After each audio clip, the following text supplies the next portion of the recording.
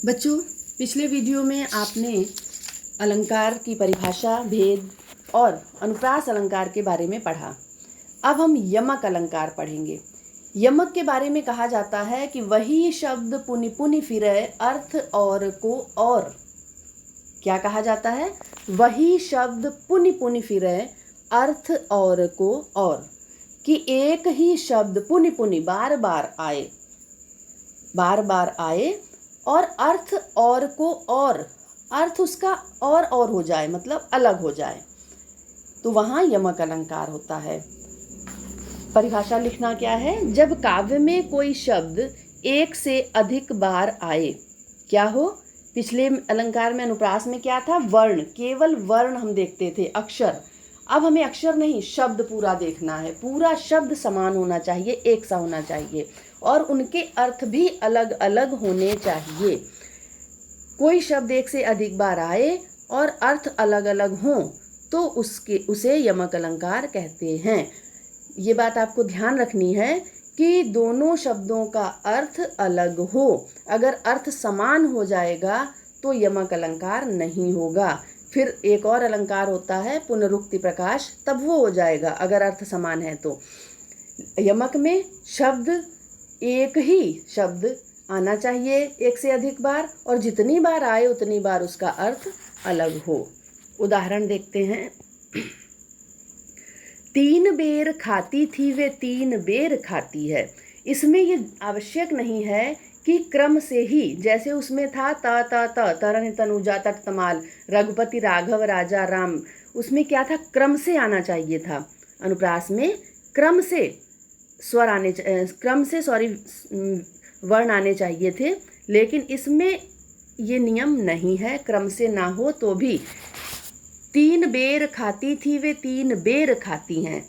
बेर और बेर, बेर शब्द 2 बार आया इस वाक्य में, तो इसका अर्थ देख लेते हैं क्या है।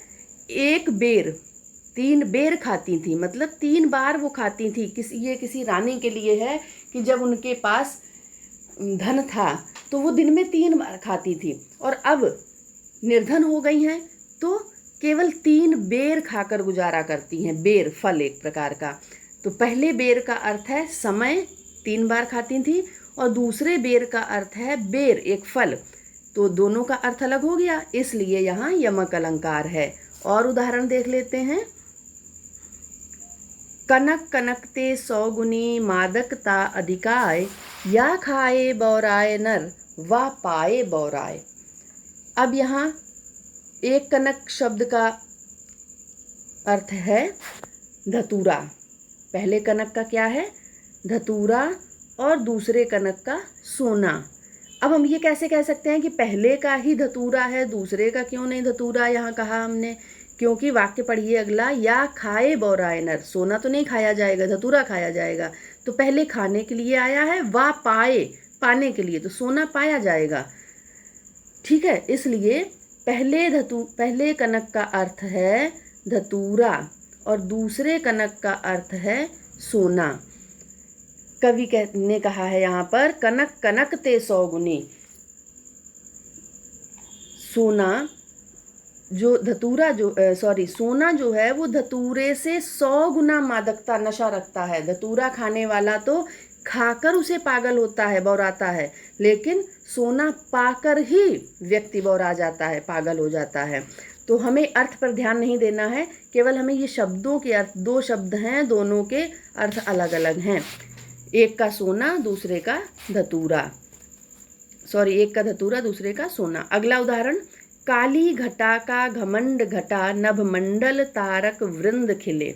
यहाँ क्या है? काली घटा, घटा और फिर घटा।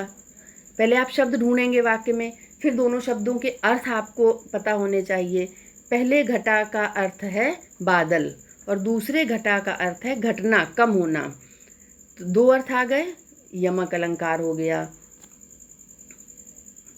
अब और उदाहरण एक है। कवि बेनी व्याल की चुराए लेनी। हैं कवि बेनी, ये एक कवि थे जिनका नाम था बेनी। तो ये इसका अर्थ हो गया नाम, कवि का नाम। और दूसरा बेनी, बेनी का अर्थ होता है चोटी, वो लंबी चोटी रखते थे। व्याल का अर्थ होता है सांप। तो किसी ने उनके बारे में कहा कि हैं कवि बेनी, बेनी व्याल की चुराए लीनी।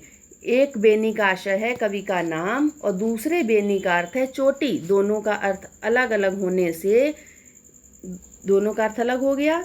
तो क्या है यहाँ पर? यमक अलंकार है। जहाँ कहीं भी किसी वाक्य में, कविता में एक शब्द एक से अधिक बार आए और उसका अर्थ अलग हो, अर्थ बदल जाए, वहाँ यमक अलंकार होता है। तो आज के वीडियो में इतना ही। इसके बाद आगे हम और पढ़ेंगे। धन्यवाद।